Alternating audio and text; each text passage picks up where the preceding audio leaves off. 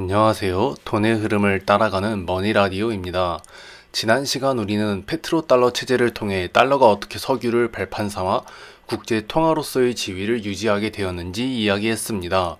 하지만 달러가 세계를 지배하게 된 데에는 또 다른 하나의 큰 흐름이 있었습니다. 바로 자유무역 체제 그리고 가트라는 이름의 약속입니다. 질문을 하나 드리겠습니다. 돈은 국경 없이 움직이는데 그 돈으로 물건을 사고 파는 시장은 어떻게 만들어질까요? 답은 간단합니다. 무역 장벽을 낮추면 됩니다. 즉, 관세를 줄이고 각국이 자국 시장을 서로에게 열어주면 자연스럽게 기업과 자본은 국경을 넘어 움직이게 됩니다. 이런 취지로 만들어진 것이 바로 가트, 관세 및 무역에 관한 일반 협정입니다. 이 협정은 1947년부터 시작되었고 미국을 중심으로 서방 국가들이 점차 참여하면서 점진적으로 관세를 인하하고 무역 장벽을 줄이는 시스템으로 발전합니다. 그 핵심 아이디어는 다음과 같습니다. 한 나라가 특정 나라에 주는 혜택은 모든 가트 회원국에도 동일하게 적용해야 한다. 수출입 규제를 최대한 줄이고 분쟁은 협상으로 해결한다. 무역 자유화를 통하여 각국의 성장과 효율을 동시에 높인다. 이 아이디어의 중심엔 미국이 있었습니다. 그렇다면 가트 체제는 미국에 어떤 이익을 가져다 줬을까요? 크게 세 가지로 정리할 수 있습니다. 첫째, 전 세계 시장이 미국 기업을 위한 무대가 되었습니다. 가트는 관세를 낮추고 시장을 개방하자는 약속이었습니다. 이 말은 곧 미국 기업들이 해외의 물건을 더 쉽게 팔 수 있게 되었다는 뜻입니다.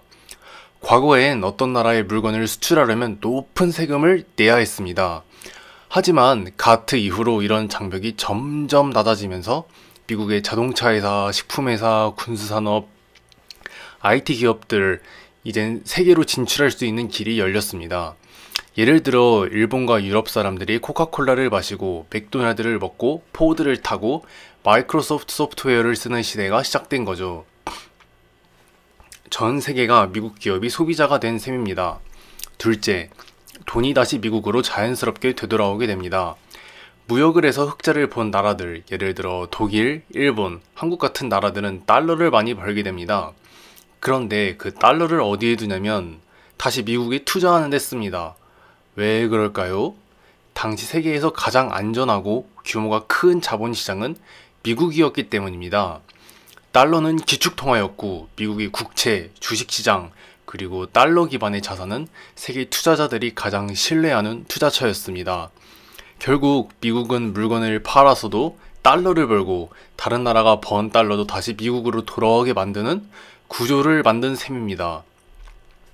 셋째, 미국은 항상 유리한 통화 구조를 가지고 있었습니다. 미국은 무역을 하든 돈을 빌리든 자국 통화인 달러를 그대로 쓸 수 있었습니다. 예를 들어 미국 정부가 해외에서 돈을 빌릴 때도 굳이 외화를 쓰지 않고 달러로 채권, 즉 빈문서를 발행하면 됐고 다른 나라들은 이 달러 자산을 기꺼이 사갔습니다. 왜냐하면 미국이 가트와 자유무역을 통해 세계의 생산과 소비 흐름의 중심에 있었기 때문입니다.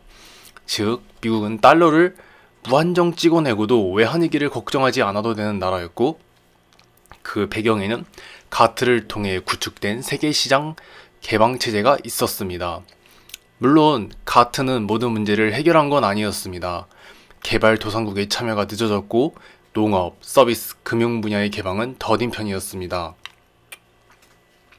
하지만 그럼에도 불구하고 가트는 페트로달러와 함께 미국 중심 자본주의의 실물 금융질서를 만드는 또 하나의 축이었습니다.